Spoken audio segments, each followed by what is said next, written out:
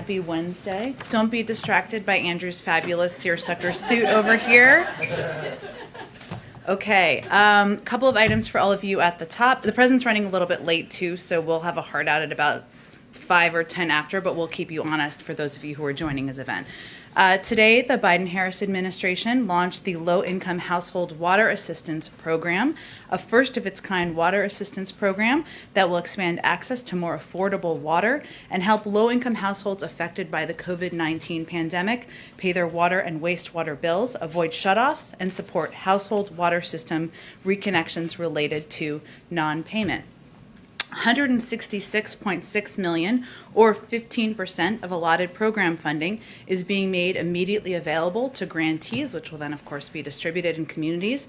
In total, $1.1 billion will be available through grants, including $500 million in American Rescue Plan funding. The President believes that having access to affordable, clean, and safe drinking water is essential to everybody's health and well-being. A little preview of the President's remarks for later this afternoon.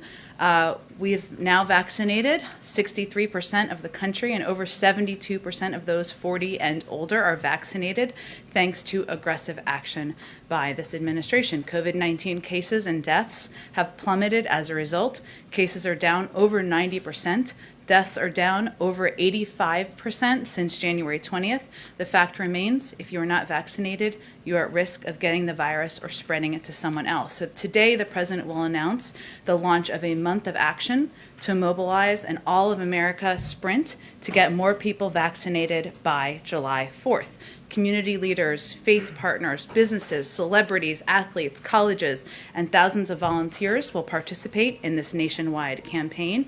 And as part of the month of action, we're making it even easier to get vaccinated, which, as we've seen, is the key to increasing numbers and getting more shots in arms. So the nation's largest child care providers will be watching kids for free while parents get the shot. Vaccines will happen at barbershops, baseball games, and NASCAR races. Pharmacies will be open 24 hours on Fridays. And throughout our time in office, we've led a whole of government effort to get the vaccine out. So this next month, we're continuing to build on that by leading canvassing, phone banking, texting into areas with low vaccination rates, coordinating vaccine events. More than 100 organizations have committed to hosting over 1,000 events the first weekend alone. And we're also launching a national vaccination tour. The Vice President will lead a tour to key communities across the South and Midwest. That will be coming up. And we're launching a Mayor's Challenge, and you've seen a little bit of activity about this already, where cities compete to boost vaccination rates through canvassing, local partnerships, and incentives for people. And through the COVID-19 College Challenge, more than 230 colleges and universities are taking a pledge and committing to take action to get their students and communities vaccinated. And finally, businesses like Anheuser-Busch, Kroger, and DoorDash are stepping up to offer all adults free beer on July 4th, the chance to win $1 million, and free meals for people who get vaccinated at community health centers. We've seen Krispy Kreme has done this. I would not recommend a Krispy Kreme with a beer, but I'll leave that to other people to decide. Finally, the President wants to convey his heartfelt congratulations to Congresswoman-elect Melanie Stansbury on her decisive victory last night, marking the first time in over 100 years that a special election has been won by a larger margin than their party received in the previous general election. He looks forward to working with her in Congress. Alex, why don't you kick us off? Sure. I have a couple of questions. First on JBS. Can you confirm that the ransom demand came from REvil? I know it's a criminal organization likely based in Russia. And was the ransom paid? And then can you speak a little bit about, have you seen any progress on this call from the government for business and private sector to work with the federal government in updating their cybersecurity measures? Sure. On the last part, I'm not in a place to confirm the specifics of the ransom request or the origin. Obviously, our team is continuing to evaluate, and I would send you to the company for any specific questions about the ransom request.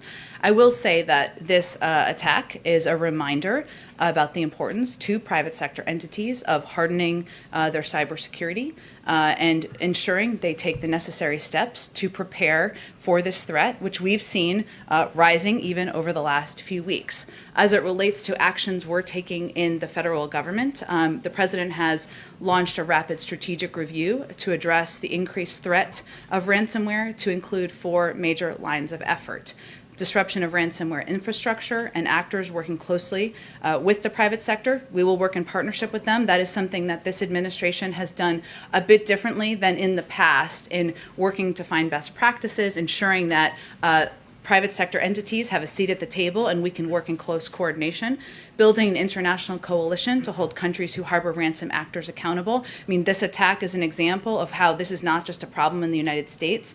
These are actors that are working to get into systems around the world. This was a company obviously based in Brazil, but Australia was a major, was impacted also by this.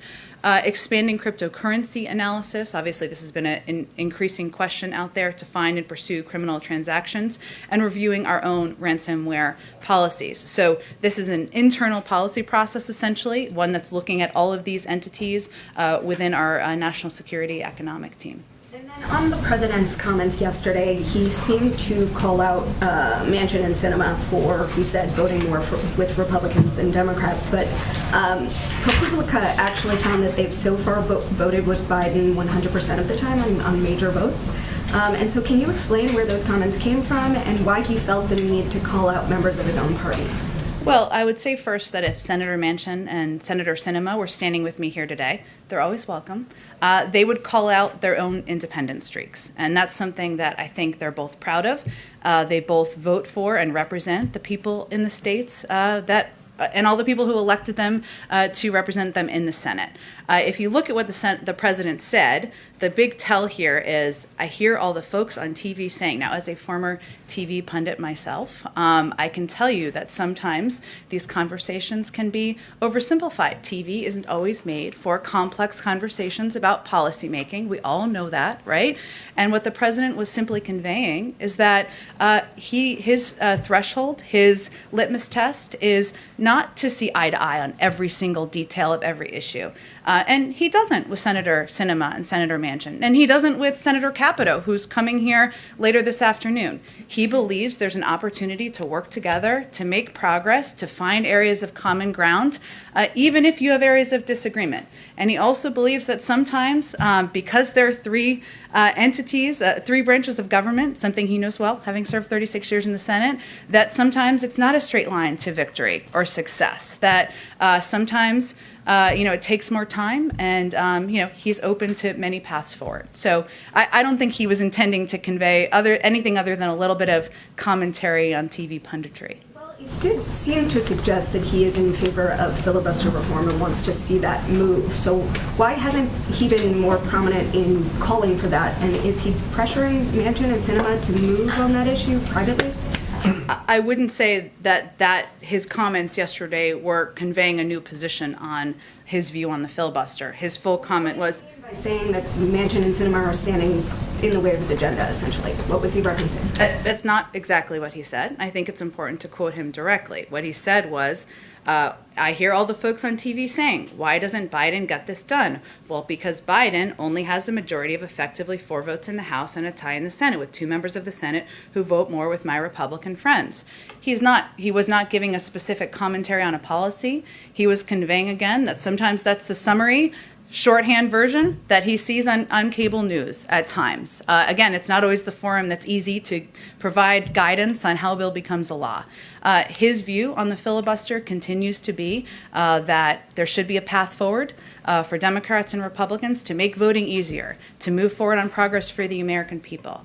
That position hasn't changed, and he was not intending to convey something different. Go ahead. Thank you. Back on the ransomware attack, is the U.S. going to retaliate? And realistically, what options are on the table? Is a counterattack an option?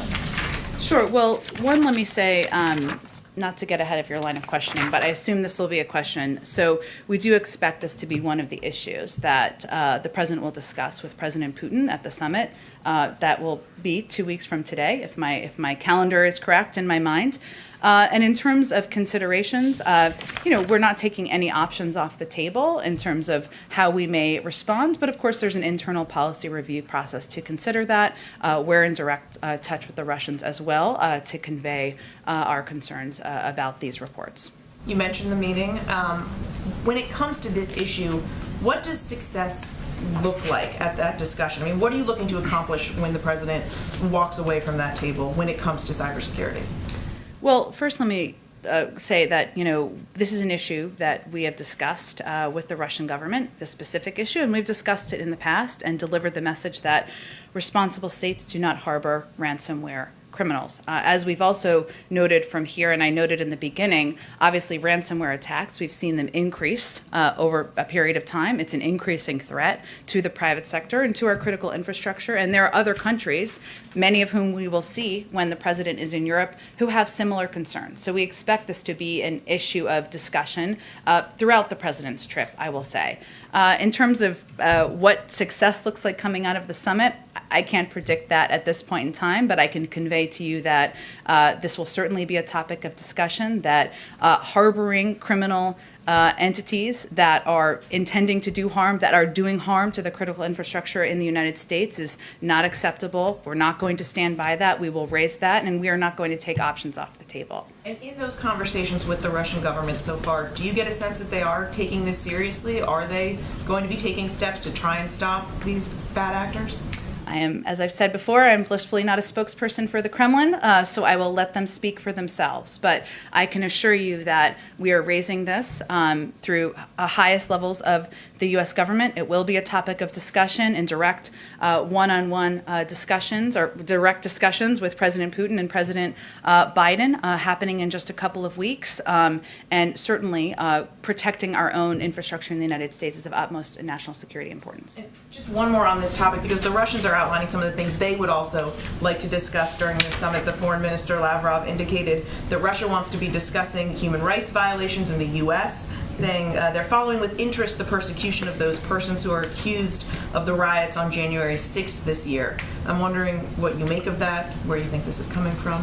Well, we don't use the Russian government as our guide to human rights models in the world, but I will say that the president has not held back in his view that the attacks on January 6th were a mark on democracy, were a dark day in our own democracy, and certainly I'm sure he'd be happy to repeat that. But the president's view is that there are a range of topics that we should be discussing in this meeting. We'll have more to preview for it, probably in the days in advance of the summit, including on his agenda is, of course, these cyber attacks and the use of ransomware, harboring criminal entities in your own country. Also is their aggressive actions in Ukraine, and also are areas where there can be an opportunity to work together, including nuclear capabilities and security. So lots to discuss. Go ahead. Just to put a fine point on this very quickly, is it President Biden's view that President Putin can stop these attacks, these hacks from occurring if he wanted to? Well, I would say the President Biden certainly thinks that President Putin and the Russian government has a role to play in stopping and preventing these attacks. Hence, it will be a topic of discussion when they meet in 2 weeks. Does the president believe that Vladimir Putin is testing him right now ahead of the summit? I'm not going to give any further analysis on that, other than to tell you that our view is that when there are criminal entities within a country, they certainly have a responsibility. And it is a role that the government can play. And again, that will be a discussion at the summit. Of all the threats that the White House has to juggle right now, and of course there are a lot, how high does ransomware fall on that list right now? Has it gone dramatically higher in the course of this administration? Does it need to be higher than it is right now? Where is it? You know how I love rank ordering our focuses and our threats? But it's been growing dramatically, obviously, right? This is now. That is true, and Peter, I just said that. I think that this is this attack that we've seen over the last couple of days, and certainly following the attack that we saw several weeks ago, is also a reminder to the private sector about the need and the importance of hardening their own cybersecurity protections, of investing in and putting in place protections in their own systems. We have given guidance for some time from the federal government, and it is up to a number of these private sector entities to protect themselves as well. The Steamship Authority in Massachusetts reports that they were just the victims of a hack. Has that been communicated to the White House? Are you involved? Do you have any comment or message or anybody to attribute that to? I have seen those reports. They just came out. Yes, exactly. I just don't have anything more for you on it, but we can see if there's more later this afternoon. Last one, if I can. Then in March, we heard from the National Security Advisor Jake Sullivan. He came in here and told us that the U.S. in the near future, to use his words, would name who's responsible for the hack on the Microsoft exchange. So can you tell us who that is? Several months have passed, and what the holdup might be. I'm happy to check with our national security team and see if they have an update. As you know, they are quite careful and thorough. I should say thorough is probably the right word in how they review and assess and provide public guidance. But we can see if there's anything more they can report out. Is the prevailing theory still that it's China, or can you not go any further than he did that? I don't think I have an update on it from what we've provided in the past. Thank you. Go ahead. Thanks, Jen. Why does the White House think there's a shortage of workers right now? Well, we've talked about this a bit in the past, but happy to go through it. So one, our view is that it's going to take time for workers to regain confidence in the safety of the workplace, reestablish childcare, school, and commuting arrangements, and finish getting vaccinated. And even when individuals get their first dose, we've seen a huge increase in that. As I started the briefing talking about, it's about a 5 to 6 week cycle. So we have expected that to have an impact. At the same time, as we look at all of the data, we know that our economy is growing faster than any time in the last 40 years. We're creating an average of 500,000 jobs a month, up from 60,000 a month before the president took office. And we're continuing to put in place policies and measures to ensure that we're helping people make ends meet and we're helping the economy continue to grow. And you mentioned thoughts about safety. You're celebrating the number of vaccinations today. You say the vaccines work. COVID cases are way down. You're right. Is there any thought here that some of the worker shortage could be driven by the extra $300 in weekly unemployment benefits through September? I will say, Peter, that our economists and our assessment, and the assessment of many economists out there, is that the impact, the largest impact, are on issues related to the pandemic. And yes, you're right that the increased numbers, that's a good sign, it's a positive sign, but it's a 5 to 6 week cycle. So the data that was taken for the May jobs number, the jobs numbers that came out for April and early May, was from early April. That's almost 2 months ago, right? We'll see, we'll have jobs numbers come out on Friday. The vaccination rates are continuing to go up. And in terms of people being fully safe, fully vaccinated, it's going to take some time. We always expected that to be a couple of months, and we expect to see continuing improvement in the numbers. On the JBS hack, these hackers based in Russia have disrupted American gas supplies and American meat supplies. Why do you think that these ransomware attacks have been rising since President Biden took office? Well, first I would say these are private sector entities who have a responsibility to put in place measures to protect their own cybersecurity. As it relates to why criminal actors are taking actions against private sector entities, I don't think I'm the right one to speak to that. So total coincidence. I think you could certainly go track down those cyber criminals in Russia and have a good chat with them. Okay, if you have any leads, we'll take that. Okay. And then on immigration, has the president or the vice president seen the video from last Friday of a 5-year-old boy dropped off along the border yelling to the adults who abandoned him, no, no, don't go, no? Well, I've seen the video. It is heartbreaking, and the reason we continue to be very clear, regularly migrating to the United States puts ourselves and others at risk. That's why we've relaunched certain efforts to build a more fair and orderly immigration system, including programs like the Central American Minors Program that allows kids who are eligible to apply from within country. But I don't think anyone, whether a parent or not, would watch that video and not feel heartbroken by a 5-year-old, I think, screaming at the border. Thanks. Go ahead. Thanks, Jen. A couple of questions about the COVID numbers. You talked about the latest vaccination rates. Does the Biden administration still consider herd immunity to be realistic and achievable? Well, I would say first that Dr. Fauci has spoken to this and the kind of terminology of herd immunity and kind of refuted that as the right definition of how we should look to how we're going to make progress. And that's why we have set out a goal of getting 70% of the American population vaccinated by July 4th. There's still a lot of work to do. About a dozen states have met that requirement. That's why we're launching this big initiative over the next month. But what Dr. Fauci and other medical experts experts have conveyed is that it's really going to be up to local communities and states to see what their vaccination rate is and make determinations about what's going to work locally. That is how the assessments will need to be made. You talked about the 90% drop in cases. Does the White House worry that as the number of cases drops, that these holdouts will actually be more reluctant to get vaccinated because they won't be as worried that they themselves will get sick? Well, first, that's one of the reasons why we're continuing to reiterate that if you're not vaccinated, you are not safe. You are not safe against others who are not vaccinated who may carry the virus. The individuals who can benefit from all of the new guidance the CDC has put out, who can go to concerts and go to baseball games, I was going to say football, not quite there yet, go to their kids' soccer games and not wear a mask, those are vaccinated individuals. There's huge incentives to getting vaccinated, but it doesn't mean that individuals who are not vaccinated are safe from getting the virus. And well, yes, we've made a lot of progress. There are still communities where the percentage is higher than it should be, where there are still larger numbers of young adults who are not vaccinated. Those are many of the communities that we're focused on in our month-long effort. In the president's speech yesterday, when he laid out his new economic equity measures, one of the things he didn't talk about was student loan forgiveness. And that's something he talked about a lot on the campaign trail. We know that student debt is a big driver in racial, economic inequality. So why didn't he include that, and where does the White House want to go on that issue? Well, first I would say that one of the ways anyone can know out there about how much the president cares about student debt and student loans is by simply looking at his budget and the budget he proposed and rolled out last Friday.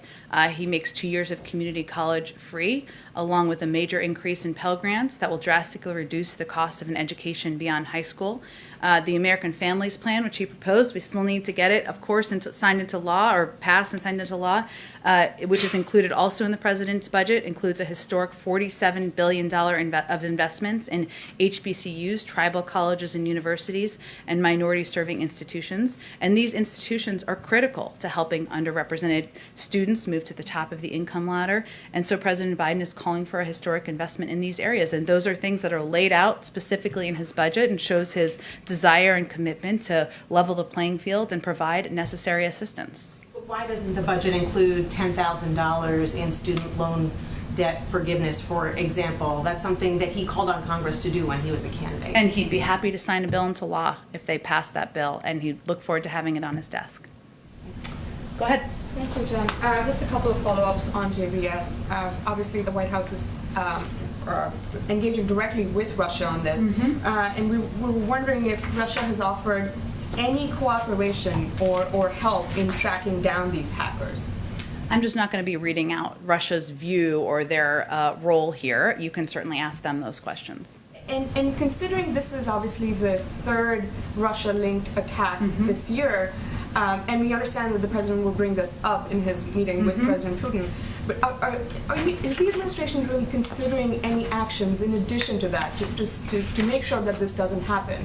Sanctions or any other actions that are perhaps on the table? Sure. I mean, as I said, I think in response to an earlier question, we're not taking options off of the table, but it's just an opportunity. There will be an opportunity for the president to discuss this directly with President Putin, to reiterate the fact that we believe that responsible states do not harbor ransomware criminals, and that, and as he said, as we said around Colonial and the Colonial hack or the Colonial ransomware attack, we will continue to be in direct touch with Moscow. We will continue to make the case that responsible countries need to take decisive action against ransomware networks. At the same time, as I noted a little bit earlier too, we're doing our own review of a range of options as well from here. And I had one on the surplus vaccines. Sure. Has there been any decision made on those 80 million vaccines, and will the president offer any updates on that today?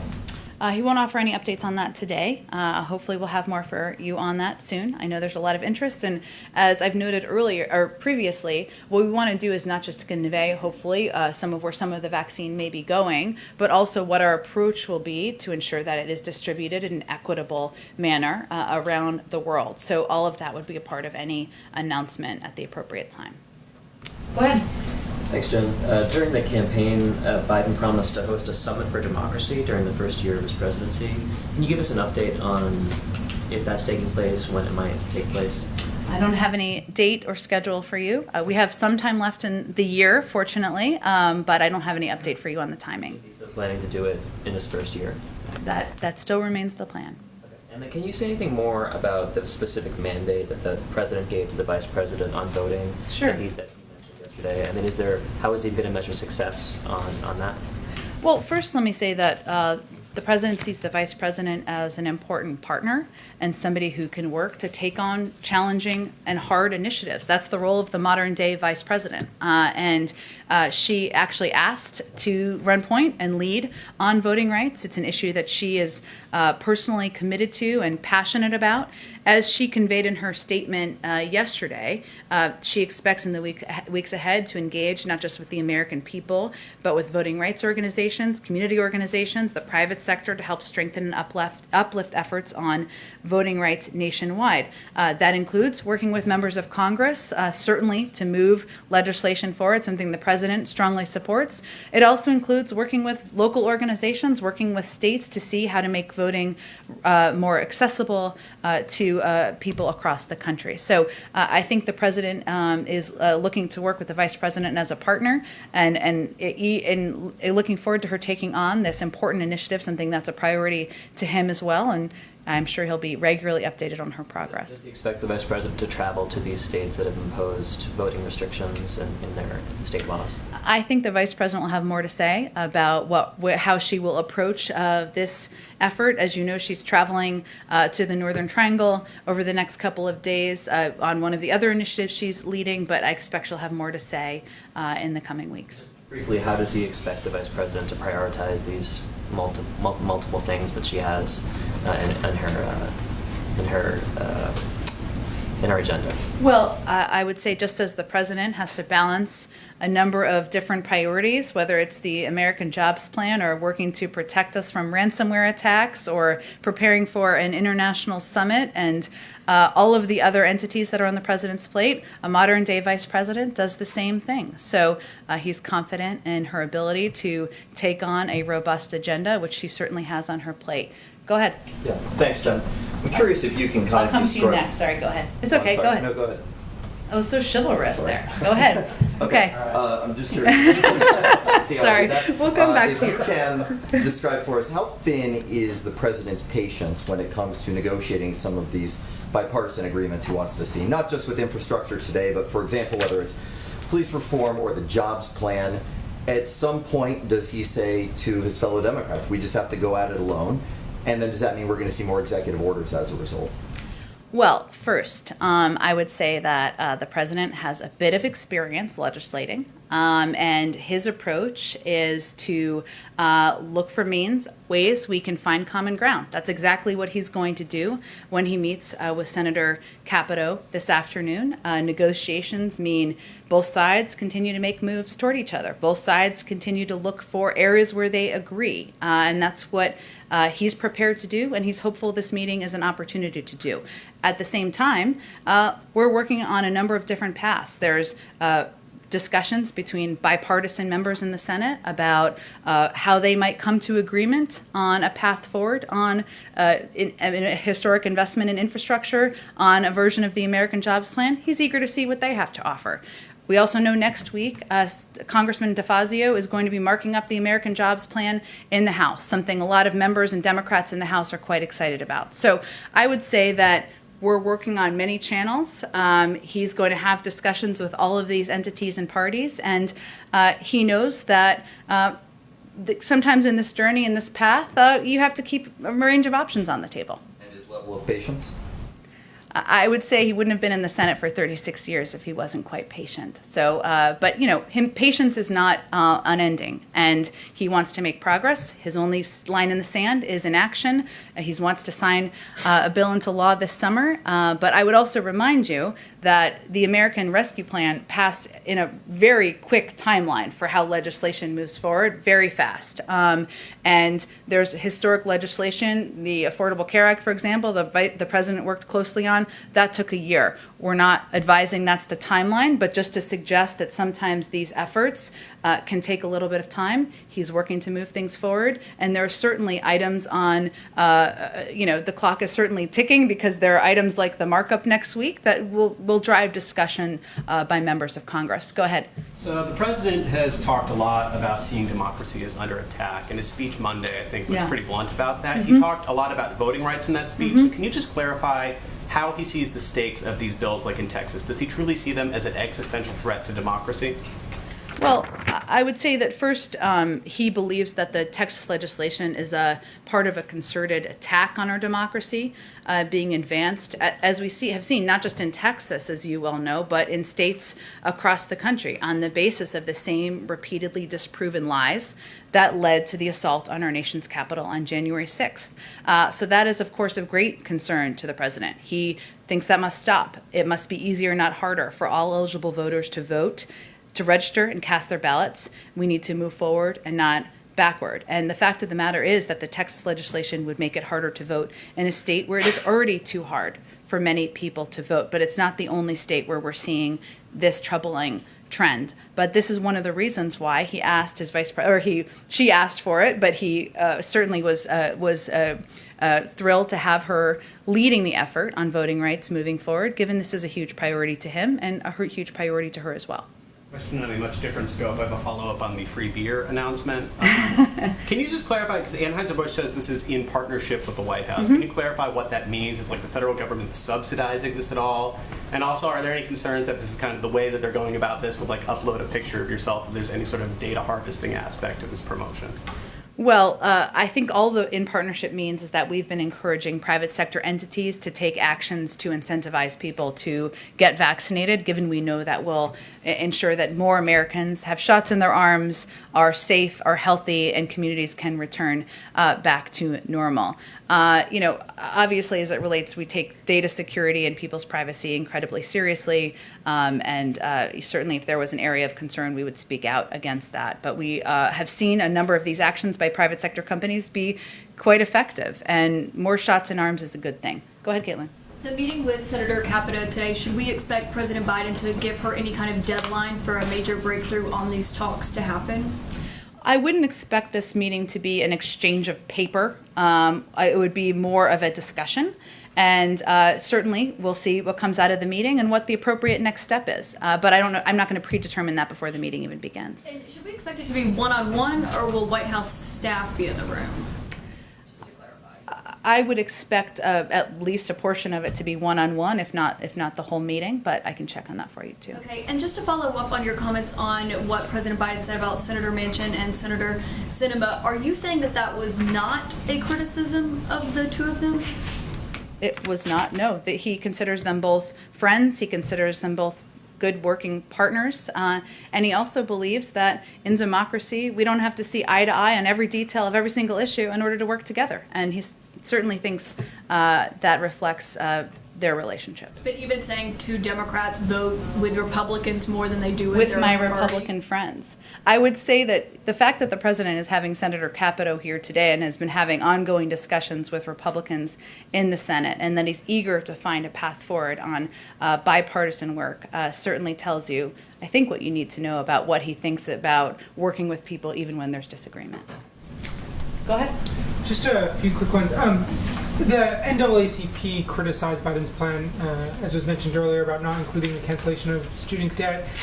In April, Ron Klain said that the president had asked the Education Department to prepare a memo on wiping out debt through executive action, and said hopefully we'll see that in the next few weeks. Is there any update on that memo about kind of what the president might do on that front? I don't have an update. It was Department of Education, but also a legal review as well.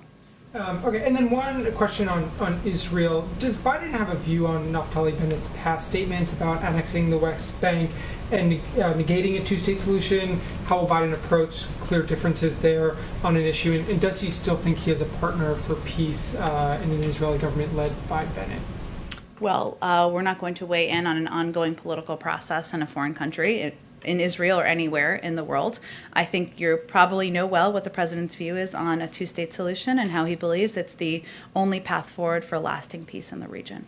And then just a quick follow-up. Do you know if Bennett and Biden have met before? If they've had interaction in person? It's a good question. I don't know if they have met in the past or have a prior relationship. Go ahead. President Biden campaigned on ending the federal death penalty. When is he going to take steps to do that? He did campaign on that and has talked about his views on the death penalty. I don't have any update on any forward action. Isn't his delay there a sign that perhaps he doesn't feel as strongly about this as maybe he sounded when he was campaigning? I don't think it's a sign of that. There's a legal process and a Department of Justice process that would be standard in any scenario here. He changed his mind on the death penalty because during I didn't the convey he changed his mind. The 94 crime bill expanded the amount of crimes that He that spoke could to this pretty extensively on the campaign, and that's his position. I think we're going to have to move on. Go ahead. I wanted to just, given what you said, that his position hasn't changed on the filibuster, just want to go back to the vote last week in the Senate on the January 6th Commission. Sure. The fact that there were 54 yes votes, 35 no votes, the bill failed. This is an insurrection that the president has called an unprecedented assault. I'm curious if that math makes sense to this president, and if that outcome would be acceptable, should it repeat later this month when the Senate takes up voting When you rights? say the math makes sense, what do you mean by that? I mean the fact that 54 lawmakers in the Senate voted yes, 35 voted no, and the bill did not pass. Well, I would say first that the president doesn't see a reason for anyone to have voted against that bill, so he doesn't understand that version of the math as a starting point. He continues to believe that, given that was a dark day in our democracy, a day that I think we will all remember, he will remember certainly as president, as a day that does not stand out as a model of what is possible in this country. In terms of his view of the filibuster, again, his position has not changed on that. He does want to see accountability as it relates to, and he does want to see an assessment of what happened to prevent it from ever happening again. And he is happy to talk with members of Congress about how to approach that moving forward. As you all know, no president can wave a wand and pass a piece of legislation with 50 votes when it requires 60. That requires Congress to move forward with that action. But it seems like it requires only one more Democratic vote than currently exists for that, and that vote happens to be a person who the president did seem to single out yesterday. So you're saying that he didn't change his position on the filibuster, and yet, he's saying things. Yeah, I mean, his passion for voting rights was evident yesterday when he spoke. He's saying we must find the courage, I'm quoting him, to change the things we know we can change. So I just want to be very sure that you're saying that should that outcome repeat itself later this month, if the Senate takes up voting rights, more than 50 lawmakers vote for a bill, but if the bill does not advance to his desk, is that something he's going to be okay living with? Again, I don't think the president is okay with a January 6th commission not being in place. He's not okay with voting rights not passing, and he will continue to advocate for both moving forward. Go ahead. Yes, as the president preparing for the summit with leaders of the NATO, some reports, surfaced regarding spying on Germany. How would that affect the summit and the reestablishment of the U.S.-NATO relations? I think you're referring to the reports from 2014, correct? That dated back to, I will say, my last time in government. I wouldn't say that, in 2014, let me say, the United States issued a full review of our approach to overseas surveillance. President Obama at that time issued a presidential directive that changed our approach in significant ways. So that is a lot that has happened since over the last 7 years. And we will continue to work with our European allies and partners to address any questions through the appropriate national security channels. But I can tell you that President Biden will be able to reassure President Merkel and President Macron about current U.S. posture. And certainly we look forward to working together on a range of. Prime Minister Netanyahu said that he would stand against any agreement between with Iran, even if that would cause trouble with the Israeli-American relations. Is there any reaction from the White House regarding that? Sorry, the first part of your question was what? It was about. Netanyahu said that like he would stand against any agreement on On Iran. and even if that would result in like tension with American-Israeli relations. That's consistently been the Prime Minister's position. And what our responsibility is, and the responsibility of President Biden, is to act in the interest of the United States. And our view is that putting in place a diplomatic agreement, an agreement where we can prevent Iran from acquiring a nuclear weapon, where we have returned to the visibility we had before the former president pulled out of that deal, is in our interests. So we will continue to work and brief the leaders in Israel as we have over the last several years, but our position hasn't changed. Last question, if I may. The Israelis requested $1 billion, in military aid after what had just happened. Is the United States willing to and prepared to provide that aid?